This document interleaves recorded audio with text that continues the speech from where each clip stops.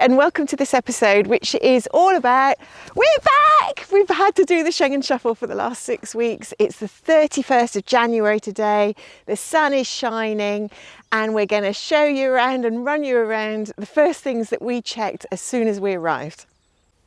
This isn't our land, this is the land opposite the small road outside our house, and it's devoid of any flowers, any wildflowers, natural flowers at all. They must turn this a couple of times a year. Contrast that with our acreage here, 4 acres of it, completely covered in wild calendula and something called white wall rocket, which is the white flower obviously, and it's coated, and soon by April, May we'll probably get red poppies, wild red poppies as well appearing. So and if you turn the camera, Mr. Lyons, just quickly, you see that pile of slightly pale yellow flowers. 2 years ago, I got a pile of soil delivered, which has obviously come from an area which is which had a lot of oxyalis, and oxyalis is a pain in the bum for a gardener because it spreads. It's a weed basically, and we've had to contain that in the pile. I took a little bit at the time, and I've been fighting that ever since, but that is staying there until I can actually get rid of all of the oxyalis. And so by contrast as well, on the other side of us, you can see just how few wildflowers there are. And we don't know if they use some kind of pesticide or herbicide or side of some kind, but it's completely barren apart from one little clutch of wild calendula. So ours really does stand out. I wanted to plant some winter beans as green manure around some of the olive trees which have had signs of xylella on them, to try and do our best to keep them alive. And I've come back to find that yes, you can see the circle of green beans just that I did around each tree, but they are completely surrounded by the weeds, wild calendula, white wall rocket, whatever you want to call them, and wild mallow as well. These are bummers. These go really deep with their roots, but they're very pretty flowers. Not that we want them around the olive trees. So this is a Lavandula dentata candicans. It's been in the ground for just over 2 years. It's about 1 metre wide and it gets to be 1 metre high. The bees are on it on the 31st of January, would you believe? So we got 54 more of these, and they're planted down the end of the land, and I'm going to walk you down there now because one of the first things we wanted to do is to make sure that they've survived well in the 6 weeks that we've had to be away. The green manure, I got 2 types of green manure. One was winter beans and the other one was called a winter rye mix, and I put the winter rye mix around the 11 almond trees because they looked a bit sorry for themselves last year. You can see some evidence of it's come up. But look at the buds on the almond tree. That is going to burst into life probably within the next couple of weeks. February is usually February and March are usually the blooming time for almonds, and it is coated in young, very vibrant looking buds, which is good news. Hopefully that's a sign that we'll have a decent almond harvest this year. You're getting your olives and almonds? I do. I always get my olives and almonds. We're cracking on. Olives. Olives, almonds, we produce them. There's loads of them.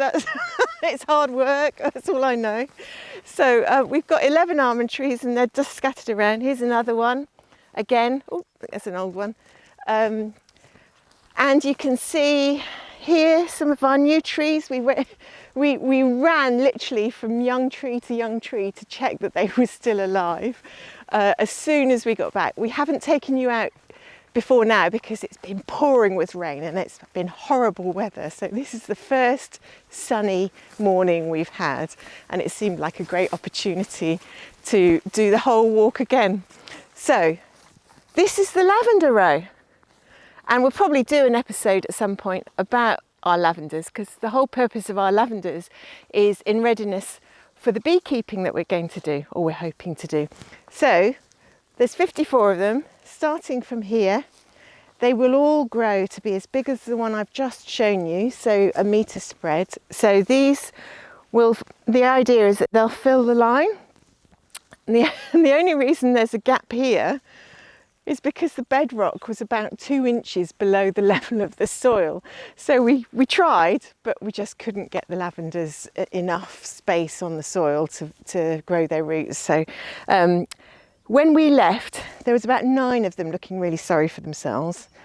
This is one of the ones that was looking sorry for itself, but I'm pleased to say there is a little bit of green leaf on that, and it might pull through.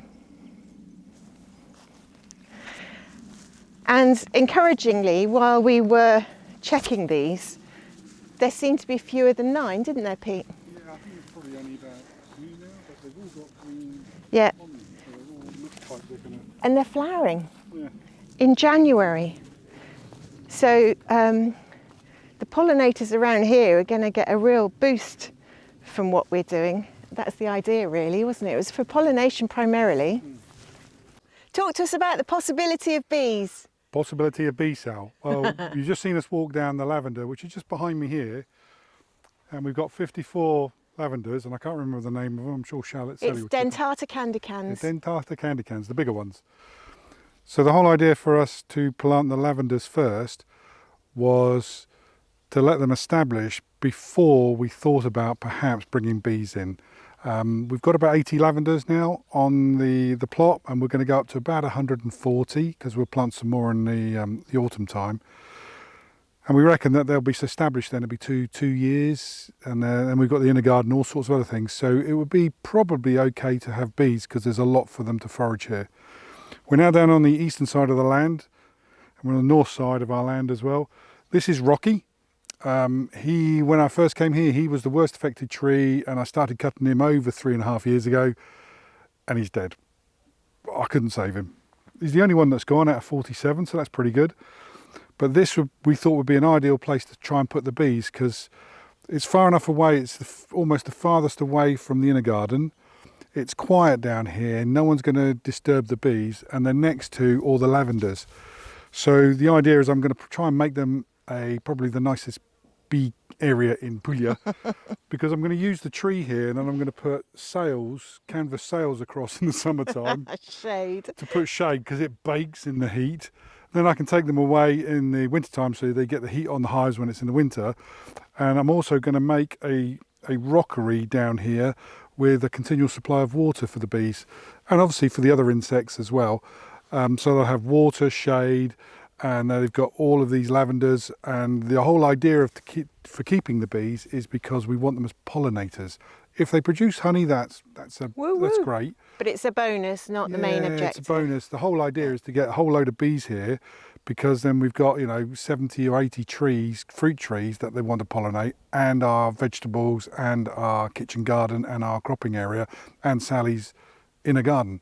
So the whole idea of the bees is to have this mass ability to pollinate on site, and for us to have enough on site for the bees to live. So this is where the bee area is going to go. So hopefully. Literally watch this space. Yes. Okay, before we went away in December, we got a digger in, and we obviously dug the holes for the new trees, and we also dug the trench with the holes for the fencing that's going to go around our extended inner garden. And of course it's been raining so much that the holes are sort of there, but what's happened is that the mud's gone into them. So when they were dug out nicely, they're now sort of semi-submerged in mud, which means that now when I come back to put the fencing up in March at some point, I'm going to have to individually dig every single hole out again. But at least I know that the hole down to the bedrock is being done. I've just got to dig all the mud out of it now. That's something, isn't it? Oh, it's great. I love it. The other thing that we're going to do is we've started putting rocks down here, because this is at the far end of the kitchen garden, which is over here. And I'm going to make a massive base here. So we're using all the rocks from the land and everywhere else that we can find, and we're going to put a base here. Then I'm going to build this base up, because we don't want concrete. We want something that allows the water to go down. And once I get to a certain level, I'm then going to breccia it, put a weed barrier on and more breccia. Breccia's gravel, by the way. Sorry, yeah, gravel. And then we're going to put what's called a super hippo on it. Our little hippo tanks over the 1,000 litre ones, but we're going to buy a 3,000 litre one. because since we've been away, all of our water tanks are full. We're going to have a super hippo. Yeah, we're going to have a super hippo. We're going to have 2 hippo tanks and a super hippo here. Super. 3,000 litres. Then I'm going to combine that with the 4,000 litres from the IBC, which are full and overflowing now because of we've been away for 6 weeks. And then we're going to have 7,000 litres to irrigate, plus the 2 hippo tanks. So we're going to have 9,000 litres to irrigate. And I'm also going to get some baby hippo tanks, some 500 litre hippo tanks, because I'm going to use them around the land on stilts so I can have some landy stuff. So it took about a day to plant these things because the 2 small orchards aren't that small, to be fair. And this one, I went with the lines of the winter beans all the way down the middle. And there's 3 rows of these. So it took ages, but it's good to see them coming up. And it's the roots of the winter beans that are the most important thing because they fix nitrogen in the soil. So I've tried to spoil these trees. These 4 trees at the very back of the North Orchard looked really sad to me. And that's another reason we put this compost area right here, because not only because they needed it, but there was a natural space, a gap for it.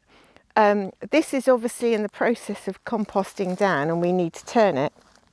But the one that we started before that in the South Orchard, we looked at it when we did our mad dash around the land in the rain, and it's almost disappeared. It's gone completely into the soil, so it's got to be doing some good. So in this short 2-week stint that we're home, before we have to leave the EU again, I will be taking these signs down. Niente caccia qui. Niente caccia qui, because there's lots of hunters who have been walking through the land, as their right is to do, shooting small birds. And we wanted to politely ask them to be careful around the residential area that we live in. So their last hunting day was apparently on Tuesday, so I can take them down until next year. And reuse them again. When I will be using them again because they're really good, waterproof. Some have blown off, but the winds have been fierce apparently over some of the winter. So they're all intact. It's just some of them blew off their backgrounds, as it were.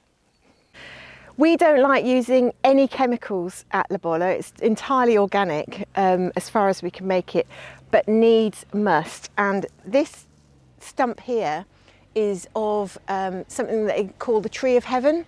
And the Tree of Heaven is bad news. It takes root in a lot of old ruins and archaeological sites, and it's doing so much damage, and it's everywhere around here.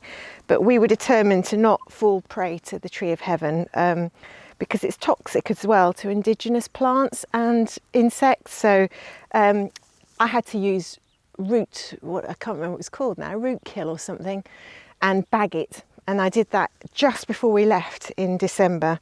And I was relieved to see that the bag is still on. So I'm not killing anything else at the moment, just the stump, which hopefully goes into this horrendous root system that they have. And it'll be gone soon. We'll soon know. But I have spent a day digging out the root system Yeah, as well. I mean, we've both been working really hard to do it organically and to no avail. So we had to resort to this chemical, which we hope is doing the job, and it will stay very safely locked up because we don't want to use it anywhere else. We're at the south side of the land, and for about 200 metres is what we call our cropping area. And along here we've planted 14 angustifolia dwarf blues, lavenders. They're much smaller than the dentata candicans, but that was all we could get 2 years ago. These went in 2 years ago, and they're doing really well. It's just they're a lot smaller. However, to be honest, so long as the bees have got anywhere to go, it's a good thing, and it's more than they have at the moment. So, and I'm just going to show you quickly the original compost area that we put in the South Orchard, where there's a natural gap because the bedrock is so close to the top of the soil. This time last year, this bit of the compost patch looked exactly like the one over in the North Orchard, which, you know, is up to here. All the lizards are running around. First sunny day for a while. But look, it's almost gone into the ground now. We will come and clear it up at some point, but very encouraging. And this was also, this patch here the olive trees that surround this particular patch, their olives were about 4 times larger than Yes. all the other olives. Yes, we think it must have got into their root system somehow. Well, moisture retention, whatever it is. Microorganisms. But it definitely, these 4 trees around this little patch, they were loving it. Yeah. We ran out pretty quickly when we got back to check that the 20 new Fabulosa olive trees that we put in the ground in November were at least still tied to their poles, because the winds have been, as I said earlier, the winds have been really quite strong this year. So with big relief, these 10 were good, and so were the other 10 here, although some of them are looking a bit yellow leafed and we're not sure why. We're hoping that that will just rectify itself. A bit pale on the ends, but there's been an awful lot of water recently, so they've certainly had a good soak into the ground. And coming over to the cropping area, mixed results, I think we can probably say. Sally, whose area is this one? The one with all the weeds in it and it's not looking very good. Which one's yours? You wouldn't believe that I did actually weed this before we went away, and I planted pea seeds, but not many of the pea seeds have come up. So there's a couple of precious pea seeds that have sprouted and beginning to tie themselves onto the netting, but not very many, and I'm obviously going to have to go through again and weed it. This is Pete's patch. Oh, look! And he's planted chickpeas. So you can see, again, mixed results, Pete, because not all of them have come up, have they? Yeah, but you can see my chickpeas. Not that it's a competition, is it? No. So these are chickpeas. We've never grown chickpeas in our lives before. We're not quite sure what to expect. And there's no doubt about the success of this patch. So we've got, we think, white onions, red onions, garlics, and 2 different types of broad beans. So one type on this side, one type on the other side, and in the middle section here, we've got more chickpeas. Is that one?